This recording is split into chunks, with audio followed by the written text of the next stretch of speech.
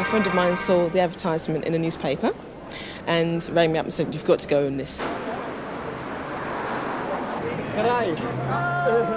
Long wait, 3.5 hours.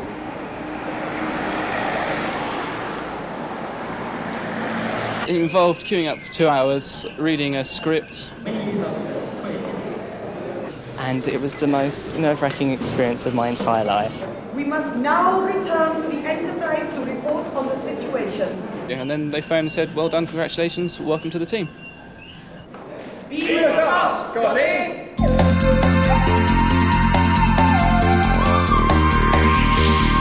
I think what we'll do with this exhibition is attract a whole new audience to the Science Museum, people that may not normally come to museums. And obviously if we can interest them in science through science fiction and through Star Trek in particular, then obviously that's very consistent with our mission.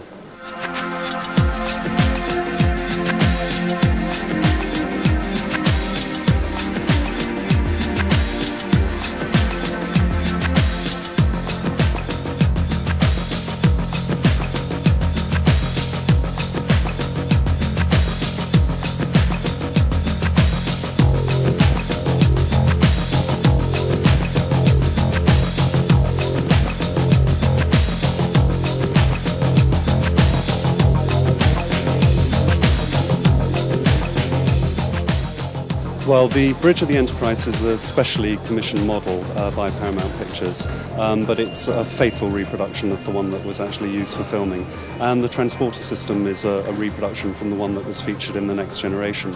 But the vast majority of the material, all the props, all the costumes, those are original. And in fact, the chair that's featured on the Enterprise Bridge is the real chair that William Shatner would have sat in.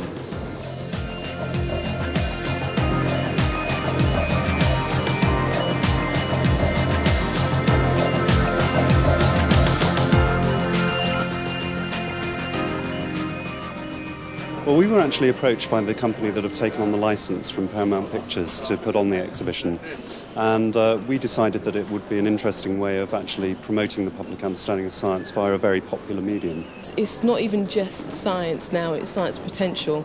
A lot of the things you see in Star Trek, a lot of scientists say will never happen, it hasn't happened yet, we can't do this yet, but in 5 years alone we've made such boundaries in virtual reality and such things, and nanotechnology, that really the limits are boundless. It just gives you an avenue for your imagination to take things further.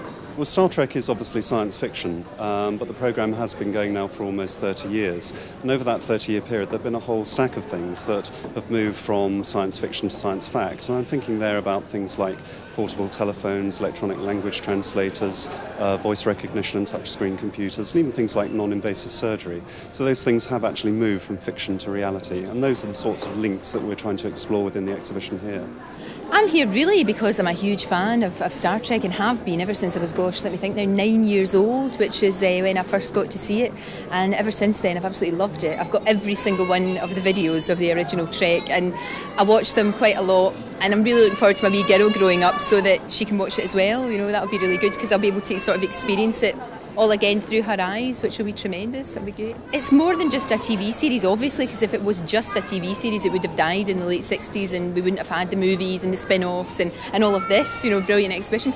I just like the whole philosophy behind it, the fact that in the late 60s you had coloured people, aliens, women, everybody equal, everybody was all equal together and all sort of striving to do the right thing.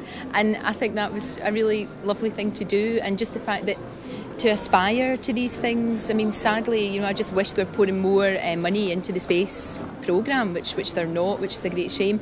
And to actually see what could be achieved, I think is great. It's a look at what could be. If we change things now, if we learn to love each other, respect each other, give each other some space, and be mature enough to come together when things need to get done, then I think it's a viable future.